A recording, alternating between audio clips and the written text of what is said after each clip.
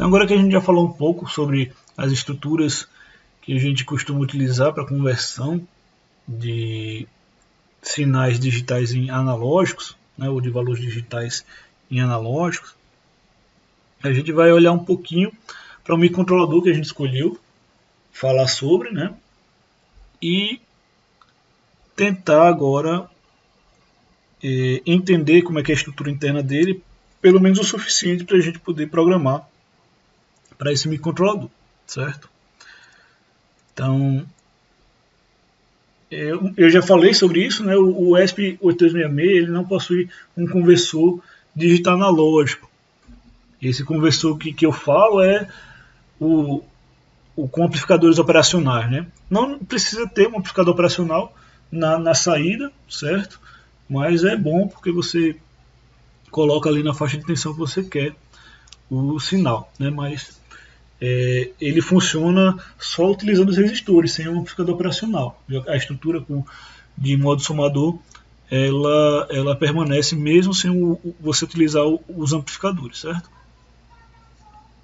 E o que vai acontecer aqui, né, é que se o ESP8266 não tem esse conversor com amplificador, com resistores e tal, a única maneira de a gente tentar fazer os sinais analógicos seria utilizando o PWM, coisa que a gente já falou em um vídeo anterior, né? Então o ESP ele tem as duas coisas. Ele tem a possibilidade de você utilizar o PWM com canais distintos e tudo mais, e ele também permite que você utilize duas portas de saídas, dois terminais de saída do microcontrolador para analógico digital, ou digital analógico, né, para conversão digital analógica, com 8 bits. Então você pode controlar com 8 bits. Então a estrutura de conversão ela vai ser composta aí por resistores, né, e com um buffer no final, que é essa estrutura em princípio que eu mostrei para vocês. E ela vai entregar, né, essa tensão controlada. Então você pode botar um número lá de 0 até 255, e isso vai significar um valor de tensão que vai estar na saída desse amplificador operacional. Então, se a gente quer utilizar esses conversores analógico digital, né, do nosso ESP32, a gente pode utilizar um desses dois GPIOs. Apesar de ser o nome GPIO, né, só para a gente saber qual é o pinout, né, os pinos lá que a gente vai utilizar do microcontrolador. Mas a gente sabe que qualquer terminal ali do microcontrolador ele pode ser multiuso, né? Não sei se todos são multiuso, não estou lembrado aqui se 100% é multiuso, mas boa parte dos terminais ali, de todos os pinos que a gente usa no Node MCU, no 32, enfim, no ESP32, eles são multiuso. Então a gente configura ele para funcionar como GPIO, por exemplo, que é uma possibilidade, ou a gente pode utilizar também, nesse caso, os GPIOs 25 e 26 como saídas analógicas, né, de até 8 bits, né, a gente está representando lá os valores analógicos. Então o drive do conversor ele vai permitir que esses canais sejam setados em tensões arbitrárias, certo? Só que com a resolução que foi falado, né, 8 bits. Então, de 0 até 8 bits, a gente pode representar qualquer número inteiro lá, digital, em um equivalente analógico na saída do microcontrolador. Então, existe uma biblioteca, né, interna para a gente fazer isso. Essa biblioteca é a DAC.h, que está dentro da pasta driver. Driver é basicamente tudo que a gente utiliza de entrada e saída. Acho que analógico digital está lá, o digital analógico também. Não sei se PWM também está lá, nessa pasta. Que é basicamente o que o fabricante disponibiliza para a gente utilizar. Então, se a gente quiser usar o conversor analógico digital, o canal 1, né, a gente usa a palavra reservada DAC Channel 1, e aí esse vai ser o identificador que vai permitir a gente conectar ao GPIO 25, certo? Consequentemente, ao canal 1 de conversão digital analógica. E se a gente usar o DAC Channel 2, né, a gente vai configurar o nosso microcontrolador para utilizar o canal 2, consequentemente o GPIO 26. E aí as funções que a gente pode utilizar, né, do nosso microcontrolador, uma delas é o DAC Output Enable, né, que ela vai permitir que o canal selecionado seja habilitado. Então eu habilito, né, o canal 1 ou o canal 2 do microcontrolador. Eu posso desabilitar também, que é a DAC Output Disable. Então uma me permite tornar aquela saída uma saída analógica, né, e a outra desabilita esse funcionamento, e aí eu poderia voltar a trabalhar, por exemplo, como uma saída digital ou entrada digital. E eu também posso, uma vez habilitado, né, então eu tenho que habilitar primeiro a conversão digital analógica, aí eu posso fazer agora o controle, né, de tensão.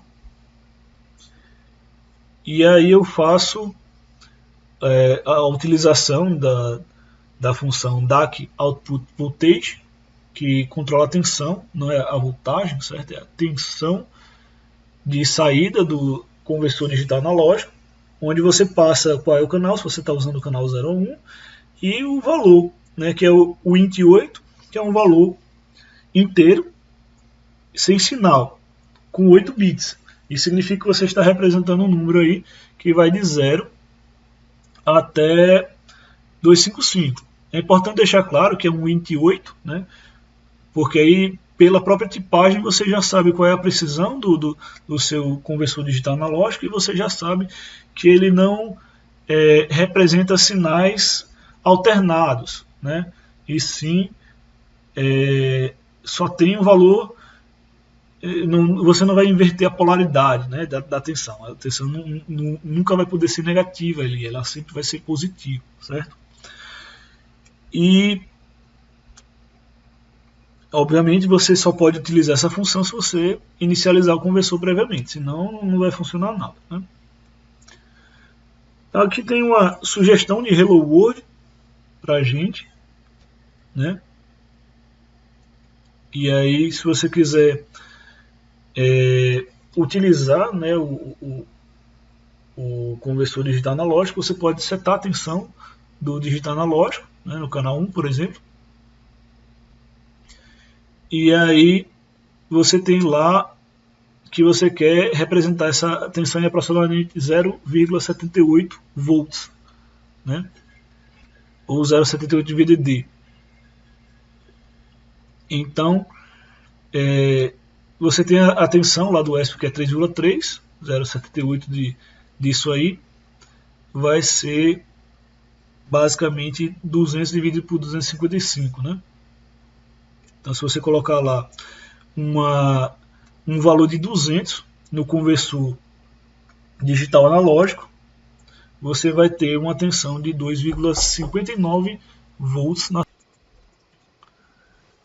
Então aqui é só um exemplo de como você consegue saber qual é a tensão que você está colocando, né? Então, basicamente, a tensão que você vai jogar lá na saída é VDD vezes o valor que você colocou lá no DAC output, que nesse caso aí é 200, dividido por 255, que é o valor máximo que você pode colocar no conversor digital analógico, né? Então, se você botar 255 ali no DAC output voltage, você está colocando o valor máximo, que é representado por um INT8.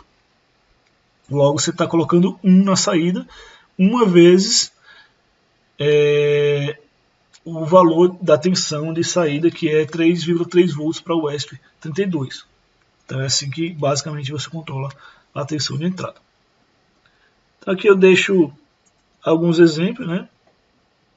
Gerar uma onda senoidal a partir do conversor digital analógico. E se você tiver um osciloscópio, né, e o ESP real, você pode fazer a leitura a partir de um osciloscópio. Então vamos tentar fazer isso aqui. Então aqui nosso objetivo, né, é gerar uma onda senoidal a partir do conversor digital analógico e ler o sinal a partir de um osciloscópio. Mas essa parte prática aí a gente eu vou precisar ter acesso a um ESP, aí como a gente está no momento de quarentena, é um ponto mais difícil, certo, de fazer. Mas a gente já viu, certo, que uma das coisas necessárias aqui para a gente fazer essa programação é ter o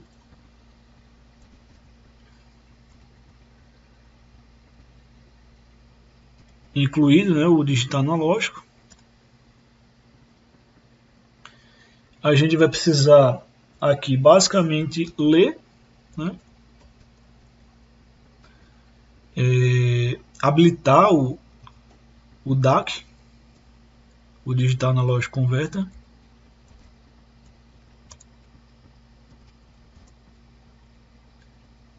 Output.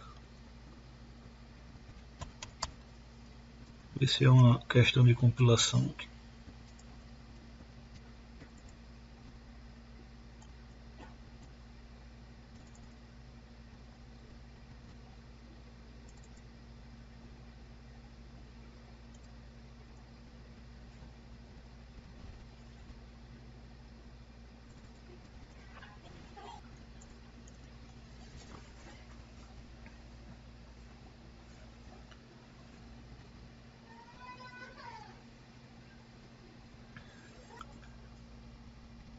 Então, uso o DAC Output Enable, né? E aí eu tenho que dizer qual é o canal DAC Channel 1. Qualquer coisa a gente pode consultar aqui, ó, Output Enable, né? Você pode usar o DAC Channel 1.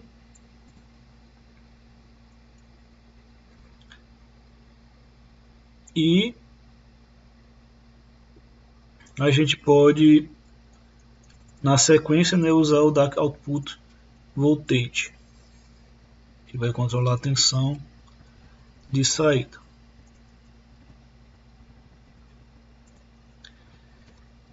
E aí, como está sendo pedido, né, criar uma onda senoidal a partir do conversor digital analógico. Então, o que a gente vai fazer é pode ser um while, se a onda senoidal não vai ter limite, né? A gente pode botar um while true aqui e utilizar essa função aqui.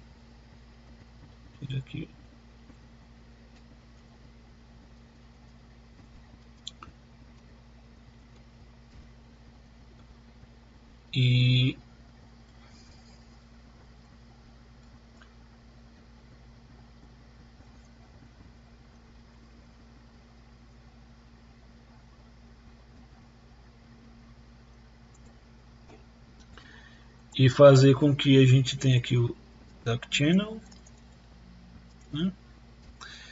E aqui eu vou botar uma variável, pode ser esse DAC value aqui, mesmo. E também para a gente não perder muita linha de programação aqui, deixa eu fazer o int 8t, começa ela igual a 0.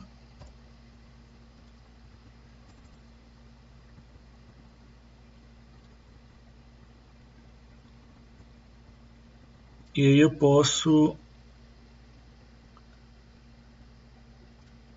mandar esse valor aqui incrementar, certo? Então, posso botar aqui incremento. Só que aí eu faço o seno desse valor aqui. Só que só usar seno aqui eu não sei se vai ser suficiente. Talvez eu tenha que fazer aqui um include, certo? Da biblioteca math.h.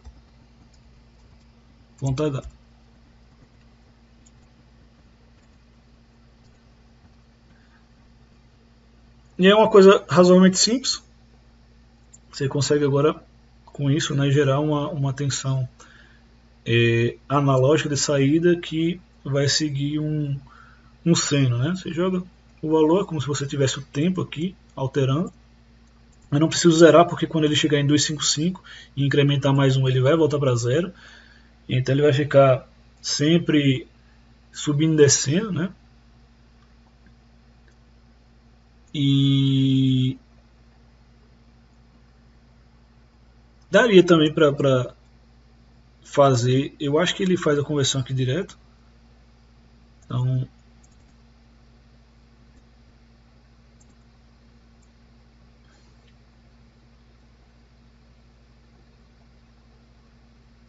se ele não deu erro é porque ele faz a conversão direto, não precisa colocar a conversão explícita lá. E basicamente ele já vai enviar para lá. Você pode ter mais controle sobre o seno se você quiser, já que ele vai de 0 a 1. Uma outra questão aqui, certo? O valor do seno vai de 0 a 1, né? Só que eu preciso que ele seja de 0 a 255. Então eu vou ter que multiplicar aqui. E eu vou ter outro problema aqui também, né? Não tinha pensado antes. Aqui ele só vai fazer o semiciclo positivo do seno, né? Para ele fazer o semiciclo positivo e negativo, eu teria que ter dois senos, né? Um seno que vai aparecer no momento e outro seno que vai aparecer no outro momento. Mas, de qualquer maneira, eu teria que fazer... Vou fazer uma coisa que eu vou acrescentar aqui mais uma linha, né? Se isso aqui maior que zero,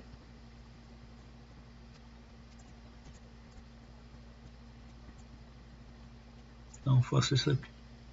Não tem esse problema, né? Porque o valor sempre vai ser positivo, certo? Ele não modula positivo e negativo aqui nesse conversor. Aí, se você quiser fazer positivo e negativo, você pode usar os dois canais, um para ser o lado positivo, outro para ser o lado negativo. Aí você pode fazer a inversão, por exemplo, usando uma ponte H-like da vida, certo? Então aí agora seria interessante que vocês estendessem isso para as duas, né? Gera uma onda. Tem duas coisas que você pode fazer aqui, né? Eu só estou pegando o semiciclo positivo, mas você pode pensar e fazer o seguinte: gera uma onda senoidal inteira. Como é que eu faria isso? Eu teria que deslocar, né? Então eu poderia, uma outra alternativa para esse programa aqui, ó, seria eu fazer isso, né? Aqui seria, sei lá, 128, né? E aqui eu somaria mais 127.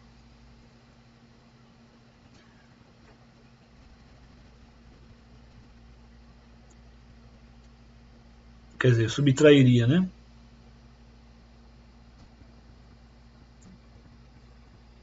Não, somaria mesmo. Somaria aqui mais 127. Porque aí ele vai gerar esse seno aqui de menos 128 a 128. Fazer a continha aqui, né? 128. Ele vai gerar de menos 120. Aí não daria, né? Menos 128 mais 127. Que daria menos 1. Aí 128 mais 27. Quer dizer, mais 127. Daria 255. Então eu posso fazer assim, né?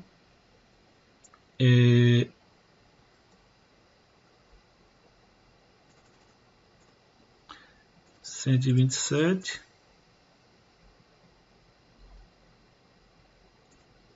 mais 128, que ele daria 1.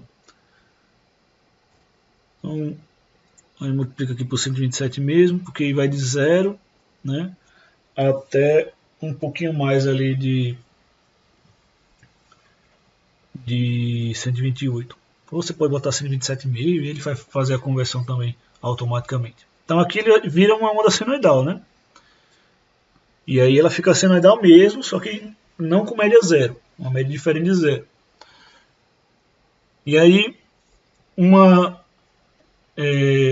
gostaria que vocês tentassem pelo menos fazer alguma coisa, tentar gerar essa onda senoidal usando os dois módulos, certo? Então aí não é um desafio muito grande, porque basicamente é só aumentar a quantidade de canais, mas é um exercíciozinho simplista que a gente pode fazer, certo? Então,